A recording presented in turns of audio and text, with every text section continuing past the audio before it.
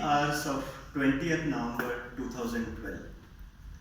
I, along with two more friends of mine, we were waiting for a saint to arrive on Devanahalli Road. The saint that we are talking about was not wearing a saffron robe. He was wearing a running shorts and a t-shirt like this. The saint that I am talking about was not having multiple followers or hundreds of people gathering to look forward, but he had just three of us to greet him. The saint that I am talking about is not somebody who will arrive in a chartered flight or a luxury car. He was on his foot running from Kargil to Kanyakumari. Good morning, fellow Toastmasters and guests. The saint, or the running saint as I call him, I am talking about is Arun Bharadwaj. He hails from Delhi and he was on a mission to run from Kargil to Kanyakumari, all on his foot. He hails from Delhi and he graduated from Delhi University and he was leading a very normal life until his daughter was born. As per his own story, he says that he was a malnourished and underweight child. The day the daughter was born, his first daughter was born, he decided to do something special. Like any other middle class family, he didn't open an LIC policy or a fixed deposit for daughter's wedding or education. He decided to start running, particularly endurance running. He literally wanted to go an extra mile for his daughter. We were tracking his fiat from Kargil to Kanyakumari through his Facebook account, and I, along with Dharani and Karnataka, two of my friends who were bitten by the endurance running bug very recently in 2012, we wanted to greet him and welcome him when he entered Bangalore. It was like anybody who is a wannabe singer is meeting Sonu Nigam or his idol when he wants to meet the idol. That's what happened with us when we met Arun Bharadwaj. Arun Bharadwaj started running when his daughter was born. He even named his daughter as Zola, the South African runner who broke the world record in 1985 for 5,000 meters race. He wanted to inspire his daughter, that was his only goal. He started endurance running. He started running 50 kilometers run, 75 kilometers run, 100 kilometers run. He was running all around the country and around the globe when his daughter was growing up. Do you know about the toughest or one of the toughest races in the world? It is called as Badwater Ultramarathon. It happens in Death Valley, California, and the race begins below sea level at 84 meters below sea level, and it goes on till 2,484 meters above sea level.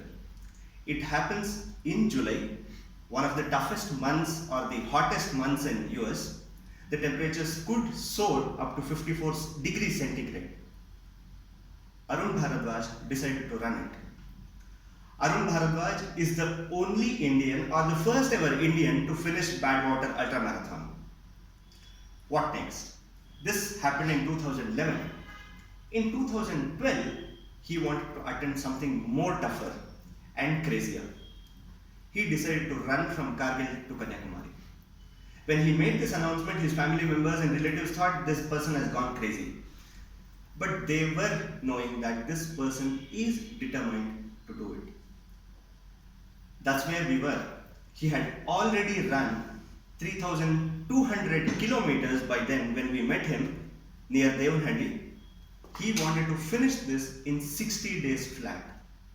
Kargil to Kanyakumari 4,200 kilometers or in 60 days flat, which means he has to run at least 66 kilometers every day for 60 days.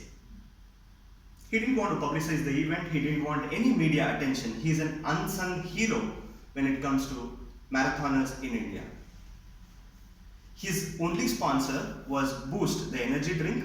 They were taking care of his supplements and little bit of safety requirement that when he's running on the highways of India.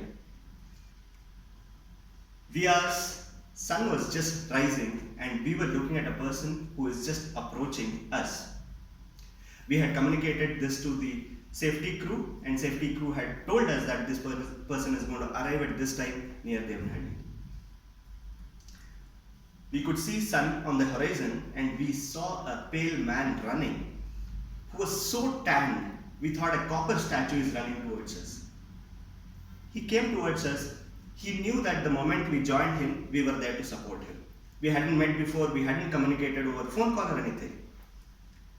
We started running together. The plan was to accompany him for 15 or 20 kilometers till Yelahanka and then bid him adieu. The initial salutation happened very normally. After that, it was an awkward silence for a couple of minutes. We didn't know what to converse with him. And we didn't want to disturb a person who is so saintly and who is in his own zone. Then he broke the ice and helped us. He said, "आपको तो लग रहा होगा मैं slow running कर रहा हूँ. You guys must be thinking that I am running slow." Then we instantly replied, "No sir, we can't even imagine how it is to run for 52 days and still run like this and be on your foot." Then we asked him a lot of questions about what is his training routine, what motivated him to do this.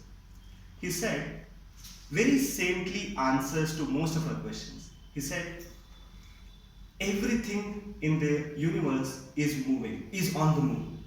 Solar system, the earth, the water, the river. Only human being is one who is capable of moving naturally but doesn't move naturally. He said, there is no special practice for this kind of a run when you are running from the top to the bottom of a country. All he did was touch his parents' feet and start his run. The only thing that fuels him to finish his accomplishment is his daughter's love and wife's love. When we were conversing, he looked at the board, the signboard which said 800 kilometers to Kanyakumari, and he smiled at the board. That moment we knew that this person is going to accomplish that feat in the 9 more days that are going to come. We bid him adieu, we took some photographs, and we wished him all the best for the rest of his run. Each one of us is capable of doing something more than what we think we can do. Whether it could be to inspire our daughters, to sons, or to do something more for our country. Let's all take a pledge that we are all going to do something more from this day. Over to Toastmaster today.